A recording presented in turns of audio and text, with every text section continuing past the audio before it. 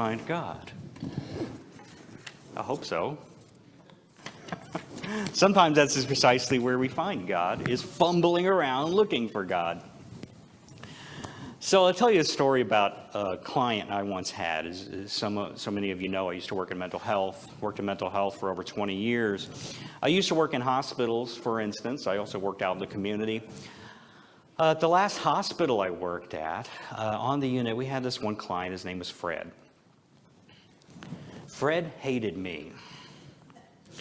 His name wasn't really Fred, by the way, but Fred hated me. He did not like me. He'd yell at me to get out of his room or to get away from him or whatever it was.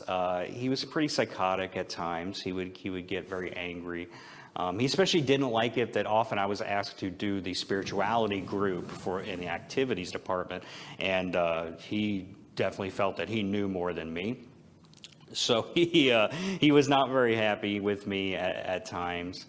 Seemed to get along with a lot of the other techs on the unit. A lot of the other male techs, for instance, he'd get along with, but not me. And tell you the truth, I wasn't a fan either. He wasn't the nicest guy to me. But part of my job when I worked in activities was I would do stuff with music. And I would take my guitar and I'd go out onto the patio, or I'd go out onto the unit, or sometimes we'd have groups where we'd pull everybody into the activity room, kind of make them come in there really so that they participate in something. And we would sit around and sing songs. We'd sing songs that are popular songs that they know. Margaritaville, Brown Eyed Girl, Sweet Home Alabama, whatever it was, songs like that. We'd sit around and I'd play guitar and we'd sing. Which was an interesting experience because everybody would say, I'm not a baby, I'm not going in there for that sing-along. But then later on, they'd see me in the hallway and they'd come up and they'd say, thanks for doing that, because that was actually a lot of fun. I really appreciate it. You sing really well. But they wouldn't want anybody to know because they didn't want anybody to think that they were too cool for that kind of thing. But what happened through those is that we realized that Fred really loved music. And really loved the songs that we played. And because we were able to sing together, hang out together, talk about the songs, Fred no longer hated me. And Fred and I got a little closer, and working in mental health often, he was somebody that was kind of sick, and he would come in to the unit kind of over and over again because of his abrasive personality, let's just say that, which was more than just personality. It sometimes involved, a little property damage or a little, whatever, because he would get very angry, go off his medications at times. When he was doing well, he was actually a really nice guy. He was fun. He was cool. But when he wasn't, he was having a really hard time. And one of the things that we sometimes talk about people who have really severe mental illness like this is that sometimes what we call their baseline, which is how well they're doing. They do this well. This is kind of where they sit in their mood and in their functioning. And then when they go off of their medicine, they kind of crash down here, right? And then if you can help them get back on their medicine, get them back in, it's not just medicine, it's treatment, right? It's counseling, it's social activities, whatever. They come back up here, but sometimes they come back just a little bit below their baseline, what their previous baseline was. And I think, you keep people long enough, they can go better than their baseline. I'm not saying people don't improve, but they would be like that. Well, then if they go off their meds, this is their new baseline, they come back to here. And then their new baseline, they don't come up as high. And over a few years of me knowing Fred, his baseline got lower and lower. And the last I saw him, he wasn't great. He was really very confused and really having a hard time. Hearing a lot of voices, really less angry, actually, but not as well. He wasn't doing as well. And I'll come back to that in a minute, but last week we talked about Stephen. We talked about Stephen and the courage that he had to speak out and to be prophetic in front of people that were kind of holding their lives in his hands, as we saw last week.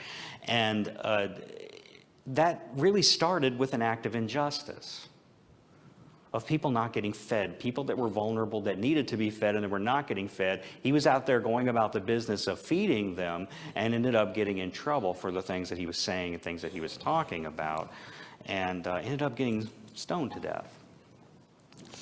Well, today let's talk about another person who spoke out prophetically. His name was Paul.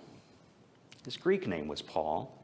We saw him in the story last week too, though, as he stood over watching, as his Hebrew name, Saul, and watching as Stephen got stoned.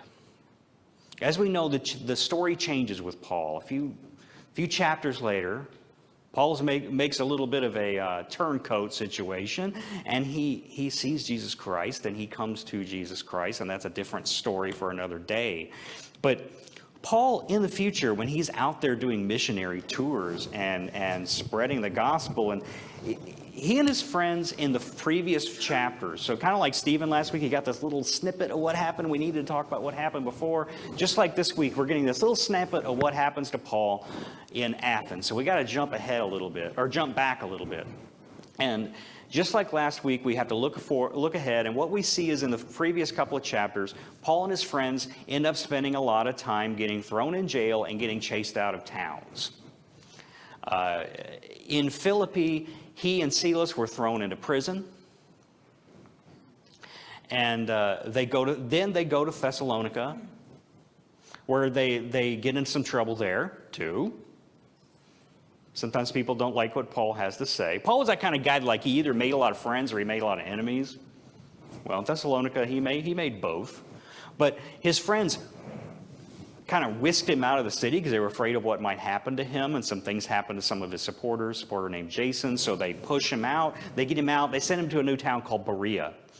Well, Berea wasn't that far away, and if you look on a map, you can see it's not very far away from Thessalonica, and it was too close for comfort for the Thessalonians. So they sent some people to Berea to stir stuff up and get Paul in trouble again. So Paul's kind of constantly on the run here, except he's not really running, like his friends are pushing him out of town very often. This time they say, okay, we didn't go far enough, so they throw him on a boat and they send him off to Athens, which is quite a bit further south. They throw him off and he ends up in Athens. So I got to say about Paul, have you ever just had one of those friends? You know, one of those friends that I think Matt missed his cue.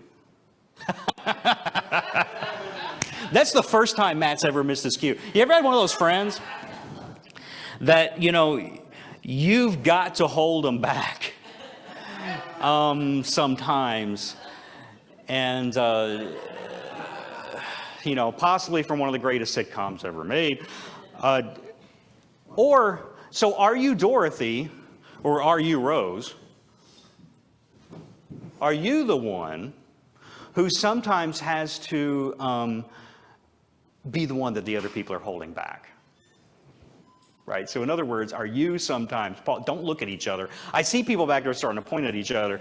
Don't do that, because it might also be your spouse.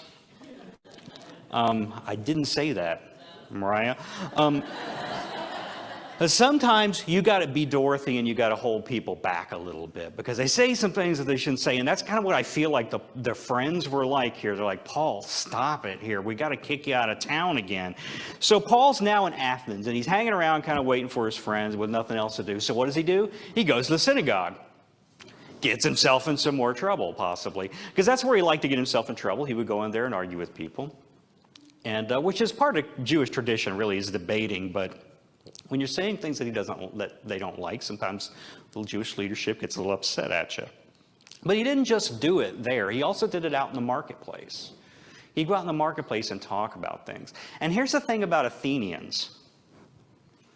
Athens is the birthplace of Socrates, of Plato, of Aristotle, of a lot of other people, right? There's a really rich, ancient tradition there of thinking and of spirituality, of philosophy, of art, of literature.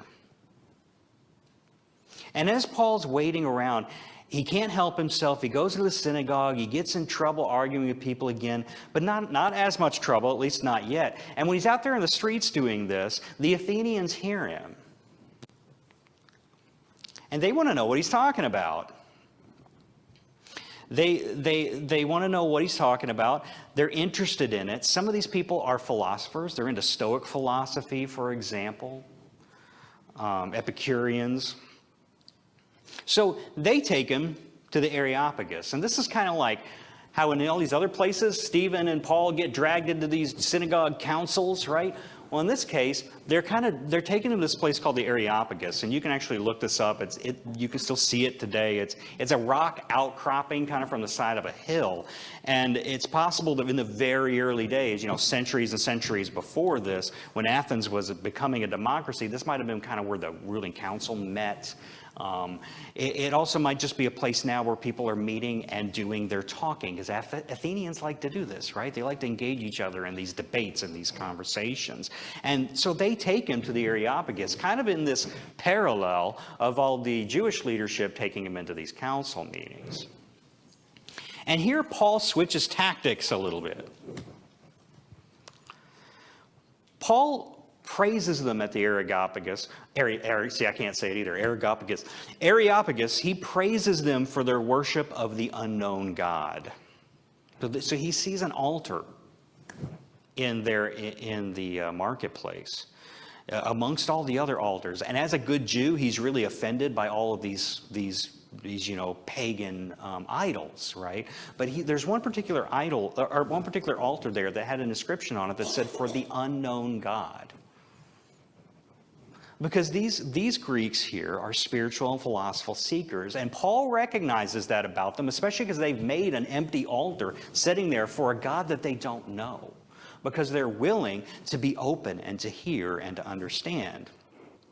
So, Paul takes this opportunity, and he tells them that this unknown God is the God of the Jews, the God that raised Jesus Christ from the dead. And he does more in this than just appeal to their sense of spirituality from this empty altar. He also refers to their philosophers. He makes a quotation that says, "In him we live and move and have our being." That's a quote from a poem that was apparently written by the pre-Socratic philosopher Epimenides. And Epimenides was like 700 BC or something, right? This is like 700 years previous. And I'll read you a little bit more of the stanza from this poem. The poem says, "They fashioned a tomb for you, holy and high one. Cretans, always liars, evil beasts, idle bellies. But you are not dead. You live and abide forever. For in you we live and move and have our being." Now, this was written from the perspective of apparently being on the island of Crete. So this term you hear, Cretans, when we call people Cretans, it comes from things like this, because the Greeks had this feeling about people in Crete that they were kind of dumb and stuff. And they would say things like this, and what this is actually referring to apparently is they made this monument that was supposed to be a tomb for Zeus. And this poem is actually about Zeus. It's referring to Zeus, and the philosopher Epimenides is making the argument that these foolish people think that you can die, but you're immortal. And he's saying that about Zeus. But Paul is interpreting this in saying that Epimenides, in his intuition to understand Zeus as immortal, was actually intuiting the God of the universe, the God of the Jews, the God that resurrected Jesus Christ from the dead. So this is juicy stuff to the Athenians. They like stuff like this. They like hearing it. Oh, go on, go on. So Paul then goes further and quotes more poetry, this time from Aratus's poem, Phenomena. And it says, "For we are indeed his offspring." So I'll read a little bit of that to you too. "Let us begin with Zeus." So again, it says it's to Zeus, but in the Greek it actually says Dios. It doesn't say Zeus specifically. It says, "Let us begin with Zeus, whom we mortals never leave unspoken. For every street, every marketplace is full of God. Even the sea and the harbor are full of this deity. Everywhere, everyone is indebted to God, for we are indeed his offspring." So Paul, who is apparently quite well read, is using his understanding of Greek culture to engage them in discussion about his God. And it has better results than he was having in Thessalonica.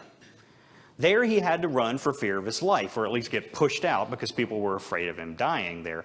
But he does not have to run in Athens. He does end up leaving Athens, obviously, eventually, but he doesn't run. And that doesn't mean everybody there believed him, but some did. And when he's leaving the Areopagus, after our passage that was read today, it says that some of the people there mocked him, but others were intrigued, and they said, "We will talk of this again." And they didn't mean "we will talk of this again" like it was a threat, like we're going to bring you back in here to try you for heresy. It doesn't seem to have been a threat as it was in the synagogue, where like they were slapping his hand or something. It was an invitation to keep the conversation going. It was an invitation. Now, when I was in seminary, at a rather evangelical seminary, they often talked about doing things like this, understanding another culture, so that we can kind of learn things about them in the same way that Paul does, kind of insert God into it. And I think there's an unhealthiness in that, because there's not full respect of the other culture when you're doing that, because you're just looking for a way. Almost feels manipulative when you're just looking for a way. And I think we could read Paul as doing that.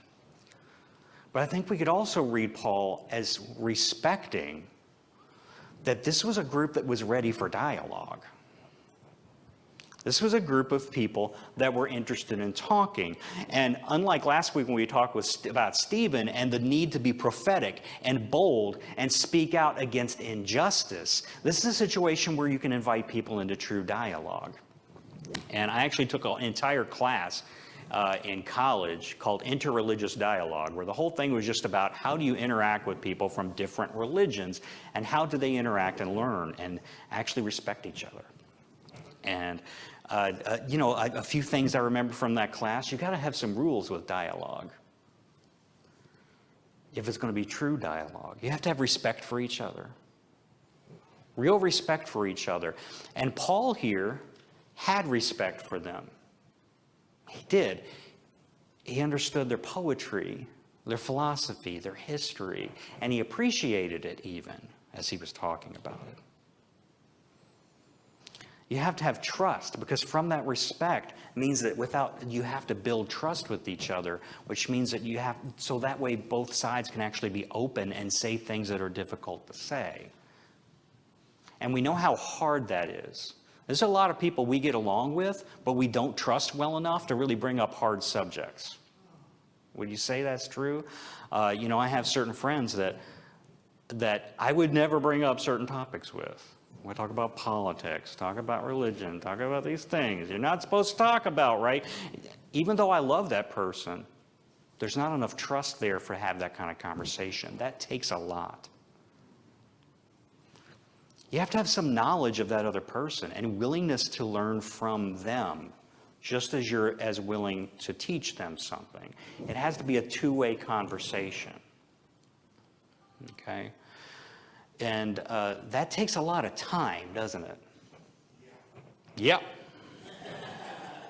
Eric's listening. I haven't put Eric to sleep yet. It takes a lot of time to really be able to build that kind of trust, to have a two-way conversation. And we don't always have that kind of time when we're declaring something that's unjust, right? When we're declaring something as being unjust, like perhaps Stephen did. You can't have true dialogue with everyone, because not everybody is willing to take the time and energy to build the trust that's necessary to have true dialogue. But in an ideal situation, we should hopefully be able to engage in dialogue more often than we engage in flipping tables and calling people hypocrites. But there are times when that's needed too. And there's a tension between these two things that we have to somehow negotiate with the help of the Holy Spirit. One of those times that we need to flip tables and yell at people and call them hypocrites is in matters of injustice, like what Stephen did last week. But hopefully we can more often engage in dialogue. Learn to interact and listen to people that are different than you. And that's sometimes really hard to do. But you may find that they aren't as different as you have been taught to think they are. And, I was listening to a podcast the other day that was about statistics and around all kinds of religious and political issues. And some of it was really fascinating, because guess what? Those statistics show that people don't fit neatly into these little categories like we all think that they do. Those issues that we talk about in politics, for example, aren't actually black and white like we think they are. They don't play out that way in real life. So for instance, they took a subsection of all the people, and this is just taking one issue. They talked about a lot of things. This is just one that stuck out to me for some reason, and that I had the time to jot down as they were talking. By the time I wrote it down, they had talked about others. But I wrote down this one. They took a small subsection of this big, group that they had done, who said that they supported a 100% full ban under no exceptions of abortion. That means no exceptions for incest, no exception for being raped, no exceptions for having medical conditions, no exceptions for anything, which is a pretty small group of people, right, that go that far, that say that. And we all think, oh, they must be the people on the extreme right, right? They must be people all the way on the right. Well, if you look at what they did then was take that small subsection of people, right? They took that small subsection of people, and then they looked at the other questions that they asked them. And they found out that 52% of those people, of that little subsection of people that everybody thinks would be all the way over on the right, they took that little subsection of people and found that 52% of those people were in favor of the Green New Deal, which was a agreement that was done for climate change, to address climate change issues. Wait a minute, though. That's a situation that's supposed to be all the way over on the left.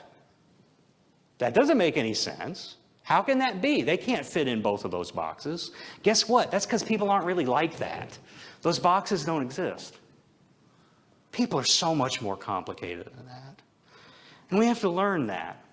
We have to engage in dialogue with people. And that was just one little statistic that they talked about on this big thing that was just fascinating. People are so much more than these little boxes we tried to put them in. So if we get to know people really intimately, it turns out that they don't fit into these nice little categories that we have been taught to believe that there are. And that's what real dialogue can do. I don't know that what Paul did was completely pure dialogue here, but it was definitely, because he definitely had an ulterior motive to convert people. But it was so much more like dialogue in that he got to know the people he was talking to. What interested them, what got their wheels turning, their art, their literature, their philosophy, and he treated it with some respect. We should all do that to people who we don't necessarily agree with. So last time I saw Fred, he was not doing so well, like I said, and he was actually at the hospital again and being sent to the state hospital for a longer stay. And I remember the last day, I think I was going to be off the day he was leaving, so I came in and I sat out in the patio and talked to him. Sat out in the patio and just was talking to him for a little bit. And he was kind of all over the place, a little disorganized. But he turned to me and he said, "What's wrong?" I said, I'm okay. And he said, "You're worried about me, aren't you?" I said, Yeah, I am worried about you, Fred." He said, "It's all right, Sean. I'll be all right. I've been to that place before. I know what it's like. It'll be all right." So I was being comforted by the client, which isn't supposed to go that way. It's supposed to go the other way. But the reality was a true dialogue with someone who I didn't get along with, who I didn't agree with on a lot of stuff. We had grown to really respect each other and like each other. So that's really my advice to you today, is just to have dialogue with someone enough, true, genuine dialogue, that you know them well enough to worry about them. Amen. Okay, now if we can just take a moment to silently confess our sins.